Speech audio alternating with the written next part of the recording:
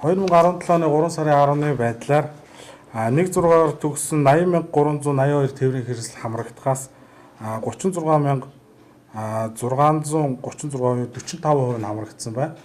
2.7-оор төгссөн 89,878 тээврийн хэрэгсэл албан дотор төлбөрт хамрагдахаас 34,370 тээврийн хэрэгсэл буюу 38.2% явж байна. За нийслэлийн төсөвт автоөрөглөө өргөжлөсөн албан дотороор 5 тэрбум 250 сая төгрөг. За авцсан машины төлбөрөөр 2 тэрбум 451 сая төгрөгийн төсөв төлрүүлээд байна. За 1.6-2.7-оор төгссөн замын хөдөлгөөнд идэвхтэй оролцож байгаа буюу 80 гаруй мянган тээврийн хэрэгсэл албан дотор төлбөрөө төлөөгүй замын хөдөлгөөнд оролцож байна.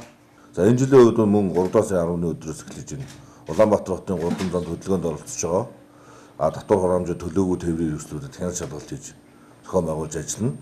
За ингэж ажиллахдаа бид нар Улаанбаатар хотын замын хөдөлгөөнд оролцож явахдаа татвар төлөөгүй гэсэн мэдээллийг бид нар смарт кар буюу татврын мэдээллийн сангаас шүүж үзээд тухайн тээврийн хэрэгсэл татвар төлөөгүй гэсэн мэдээлэлтэй байх юм бол тухайн жолоочид захиргааны авирсгалын тухай хуулийн 32 дугаар зүйлийн 1 заасны дагуу торгуулийн арга хэмжээ ногдуулж тээврийн хэрэгслийн гэрчлэгийг хурааж авахын үрээсийг зохион байгуулна. За хурааж авсан гэрчлэгийг бид нэр холбогдох хариалах дүүргийнхээ татврын хэлтс шийдвэрлэнэ. За татврын хэлтсийн ажилтнууд маань тухайн автомашины татврыг төлүүлсний дараа тухайн тээврийн хэрэгслийн гэрчлэгийг буцаан олгож хөдөлгөөнд оролцуулах юм аа. За энэтэй холбоотойгоор мөн давхар техникийн хяналтын үзлэг онцлогоо гэдэг юм давхар явагддаг. За хууль зааснаар бол онцлогоонд ороогүй тээврийн замын хөдөлгөөнд оролцохыг хориглодог байгаа. Энэ заалтын дагуу бид нар хөдөлмөрийн өсний доод хэмжээнд 50% тэмцэх хэмжээ буюу 120 мянган төгрөгөөр торох арга хэмжээ оногдуулна. За өнөөдөр бид нар камерын тусламжтайгаар мөн онцлогоонд ороогүй тээврийн хэрэгслүүдийг илрүүлж торгуулийн арга хэмжээ оногдуулах, торгуулийн мэдэгдэх хуудас хүргэх ажлыг зохион байгуулж ажиллаж байгаа.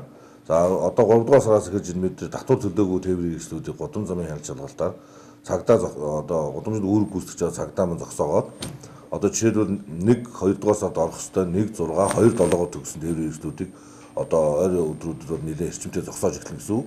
Тэгэхээр тухайн тээврийн хэрэгслүүд татвараа төлсөн мэдээлэлтэй байх бол бид нар хөдөлгөөнд оролцуулна.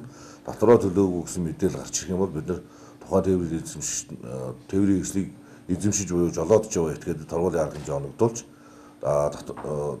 холбогдох хүч баримтыг зохион байгуулгын шилжүүлэх энэ ажиллагааг зохион байгуулнаа. Тэгээд жолооч нартай хандж хэлэхэд энэ 1-2 дугаар сард татвараа төлөөгүй байгаа тээврийн хэрэгслийн жолооч нар маань татвараа яаралтай төлөх хэрэгтэй. Автоөрийн татвар төлбөр хураамжаас нийтдээ 2016 онд бол нийслэлийн төсөвт 25 тэрбум төгрөг төлөвлөх байсан. За энэ төлөвөө бол нэг 87 орчим хувийн биелэлтэй бол гарсан. За 17 онд бид нэр 26.2 тэрбум төгрөгийн төгрөгийг төсөв төлөвлөх ёстой. За улсын хэмжээнд автын үндэсний төвөөс харахад 484,738 бүртгэлтэй тээврийн хэрэгсэл байна. За үүнээс хамрагдвал зохих нь 434,858. За өнгөрсөн 16 онд бол хамрагдсан 338,198 буюу ингээд 77.9% биелэлтэй хамрагдсан байна. За сая манай 1-2 дугаар сарын байдлаар нөгөө дугаарын тоноосоо хамаарат нийтдээ бид нэр 170,260 тээврийн хэрэгсэл хамрагдах тоо байна. За үүнээс бид нэр хамрагдах хувь нь бол нийт тээврийн хэрэгслүүдийн 77,533 тээврийн хэрэгсэл хамрагдсан байна.